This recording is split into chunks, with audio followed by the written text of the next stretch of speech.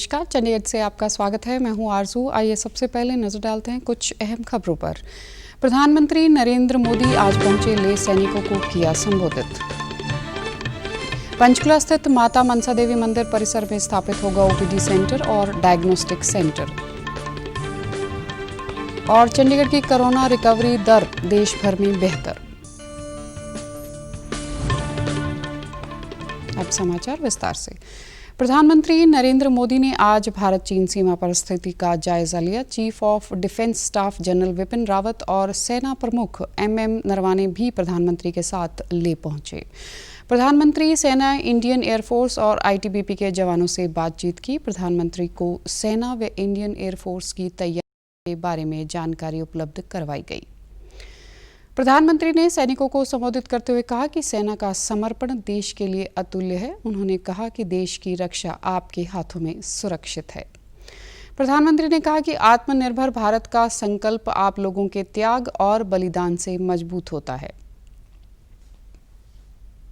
को ये धरती अपने आप में समेटे हुए है। लेह, लद्दाख से लेकर करगिल और सियाचिन तक, रेजांगला की बर्फीली चोटियां से लेकर गलवान घाटी के ठंडे पानी की धारा तक, हर चोटी, हर पहाड़, हर जर्रा जर्रा, हर कंकड़, पत्थर भारतीय सैनिकों के पराक्रम की गवाही देते हैं। नरेंद्र मोदी ने सैनिकों को अपने संबोधन में कहा कि आपने जो अभिवीरता दिखाई है, इससे पूरी दुनिया में आपके साहस का संदेश पहुंचता है। आज पूरा देश गलवान के शहीदों को श्रद्धांजलि दे रहा है और महिला सैनिकों की उपस्थिति प्रेरणा देती है। प्रधानमंत्री 11,000 फीट की ऊंचाई पर नीमू के स्थान पर पहुंचे। उत्तरी कमांड के कमांडर लेफ्टिनेंट जनरल वाईके जोशी ने प्रधानमंत्री को भारतीय सेना की तैयारियों के संबंध में जानकारी दी। पंचकुला स्थित माता मनसा देवी श्राइन बोर्ड की 18वीं बैठक के दौरान लोगों को रियायती दरों पर इलाज की सुविधा उपलब्ध करवाने के लिए माता मनसा देवी पूजा स्थल परिसर में ओपीडी की सुविधा के साथ डायग्नोस्टिक सेंटर की स्थापना सहित लगभग 45 करोड़ कार्यों को स्वीकृति दी गई। मुख्यमंत्री मनोहर लाल की अध्यक्षता में हुई बैठक में हरियाणा शहरी विकास प्राधिकरण के साथ लगती 10 एकड़ अतिरिक्त भूमि को बोर्ड को हस्तांतरित करने की संभावना तलाशने के निर्देश दिए गए हैं। मुख्यमंत्री ने पूजा स्थल परिसर में आयुर्वेद, योग और प्राकृतिक चिकित्सा संस्थान की स्थापना के मुद्दे पर केंद्रीय आयुष मंत्रालय से बात करने को भी कहा, क्योंकि श्राइन बोर्ड ने संस्थान की स्थापना के लिए आयुष मंत्रालय को 20 एकड़ भूमि उपलब्ध करवाई है। प्रधानमंत्री नरेंद्र मोदी ने इस परियोजना की पिछले साल आधारशिला रखी थी और इसकी स्थापना पर 278 करोड़ 66 लाख रुपए खर्च होंगे। पंजाब के मुख्यमंत्री कैप्टन अमरिंदर सिंह ने राज्य के सहकारिता मंत्री को निर्देश दिए हैं कि वह राज्य की 9 सहकारी चीनी मिलों के द्वारा किसानों की साल 2019-20 के लिए अदायगी तुरंत करना सुनिश्चित करें। चीनी मिलों को शुगरफेड द्वारा 100 करोड़ रुपए जारी किए गए हैं। मुख्यमंत्री ने अपने निर्देश में सहकारिता मंत्री सुखजिंदर सिंह रंधावा को कहा कि वह सहकारी मिलों को निर्देश जारी करेंगे कि किसानों के खातों में बिना किसी देरी के बकाया राशि जमा करवाई जाए। सहकारिता मंत्री ने किसानों को विश्वास दिलाया कि वर्ष 2019-20 की बाकी रह गई अदायगी का भी जल्दी भुगतान कर दिया जाएगा। से 100 करोड़ रुपए की अदायगी होने के बाद बकाया पड़ी 486 करोड़ 23 लाख रुपए की राशि में से 349 करोड़ 5 लाख रुपए की अदायगी पूरी हो जाएगी। चंडीगढ़ में कोरोना के मरीजों की ठीक होने की दर देश में सबसे बेहतर है। केंद्रीय स्वास्थ्य मंत्रालय की ओर से 15 राज्यों की कोरोना मरीजों के ठीक होने की दर की सूची जारी की गई, जिसमें चंडीगढ़ को फिर से प्रथम स्थान प्राप्त हुआ। मेघालय दूसरे स्थान तथा राजस्थान तीसरे स्थान पर है। कोरोना के नए पॉजिटिव मामलों के बाद शहर में कोरोना के कुल मामलों की संख्या 450 हो गई है। शहर के विभिन्न क्षेत्रों में कोरोना संक्रमण के नए मामले सामने आए हैं तथा अधिकतर मामले संक्रमित मरीजों के पारिवारिक सदस्यों व संपर्क में आए लोगों के हैं। बड़ी संख्या में लोग शहर में कोरोना की बीमारी से ठीक हो रहे हैं तथा अब तक 389 लोग इस बीमारी से ठीक हो चुके हैं।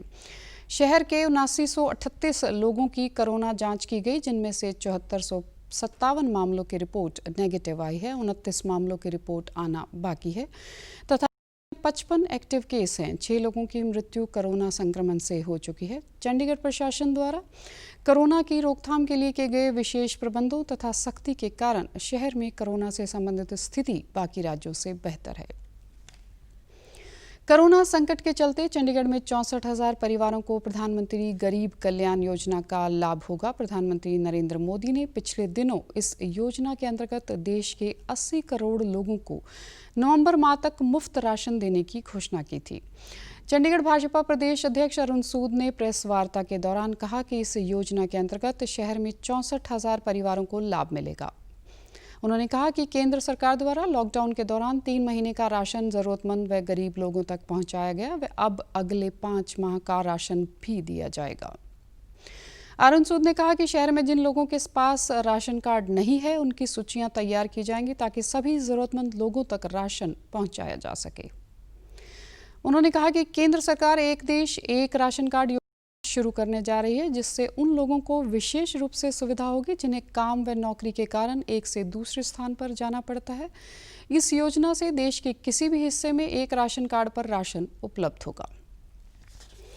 कोरोना वायरस से बचाव के लिए शरीर इम्यूनिटी सिस्टम यानी प्रतिरक्षा प्रणाली बेहतर होना जरूरी है। केंद्रीय स्वास्थ्य मंत्रालय की ओर से लोगों को अपने खान पान का ध्यान रखने तथा आयुष मंत्रालय की सिफारिशों का पालन करने की हिदायत की गई है। इसी के बीच आयुष मंत्रालय द्वारा आंगनवाड़ी कार्यकर्ताओं के माध्यम से लोगों के घरों में सूखे राशन के साथ साथ हर्बल पौधे भी दिए जा रहे हैं ताकि लोगों के शरीर में रोगों से लड़ने की शक्ति बढ़े। पेश है एक रिपोर्ट। कोरोना महामारी से लड़ने के लिए शरीर का स्वस्थ रहना बहुत जरूरी है। ऐसे में चंडीगढ़ का हर एक व्यक्ति स्वस्थ रहे, इसी कल्पना के साथ चंडीगढ़ समाज कल्याण, महिला एवं बाल विकास ने आयुष मंत्रालय के आदेश अनुसार लाभार्थियों के घरों में जाकर सूखा राशन देने का व्यवस्था की हुई है, जो घर घर जाकर गर्भवती और छोटे बच्चों को सूखा राशन दे रही है। वहीं अब राशन के साथ साथ हर्बल पौधे भी घरों में दिए जा रहे हैं। हर्बल पौधों में अनेकों गुण होने की वजह से शरीर को मदद करता है कोरोना महामारी से लड़ने से। इसी उद्देश्य से सभी घरों में हर्बल के पौधे मुफ्त में दिए जा रहे हैं। हर्बल प्लांट्स जो हैं वो आंगनवाड़ी सेंटर्स पर डिस्ट्रीब्यूट करवाए हैं और साथ साथ बेनिफिशरीज़ को भी दिलवाए हैं, जिसके तहत हमारी आंगनवाड़ी वर्कर्स ने सभी बेनिफिशरीज़ जैसे कि गर्भवती महिलाएं, किशोरियां और दूध पिलाने वाली माताएं हैं, उनको कुछ हर्बल प्लांट्स दिए हैं। हर्बल पौधों में तुलसी, गिलोय, एलोवेरा, अजवाइन, पथार जट्टी आदि शामिल है और जब किसी व्यक्ति को ये पौधे दिए जाते हैं तो उसकी देखरेख और उस पौधे के महत्व के बारे में भी संपूर्ण जानकारी दी जाती है कि आप अपने घरों में तुलसी के पेड़ और जैसे ये औषधि युक्त तो पौधे हैं वो लगाएं, और लगाएं ही नहीं बल्कि इसका यूज़ भी परफेक्ट करें। इनका काढ़ा बना करके डेली अपनी जीवन में इस्तेमाल करें और जिससे इम्यून सिस्टम को अपना बूस्ट करें। वहीं इन पौधों को लेकर लाभार्थियों में भी खुशी है। उन्होंने खुशी जाहिर करते हुए आंगनवाड़ी वर्कर्स का धन्यवाद किया। उन्होंने ये हमें दिया और ये बोला है कि गमले में लगाना है और इसका हर रोज़ गाढ़ा बना के पीना है और इससे इम्यूनिटी वगैरह मिलेगी तो काफ़ी सेहत के लिए अच्छा होगा। जो बीमारी चल रही है कोरोना वायरस की, तो इसके जो पत्ते से गाढ़ा बना कर हमें पीना है, सारे परिवार ने पिलाना है और ये कोरोना वायरस से मारने के लिए। हमें आंगनवाड़ी वालों ने पौधे दिए घर में। पौधे हमें ज़रूर लगाने चाहिए कोरोना के टाइम पे, तो ज़रूर हमारे स्वास्थ्य को ठीक रखेगा सेहत बनाने के लिए। अब तक 500 से भी अधिक पौधों को ये आंगनवाड़ी वर्कर्स घरों में बांट चुके हैं और आगे भी पूरे चंडीगढ़ में इन पौधों को बांटने का लक्ष्य है ताकि हर घर में हर्बल पौधे हो और उसका उपयोग कर शरीर को स्वस्थ रखा जा सके।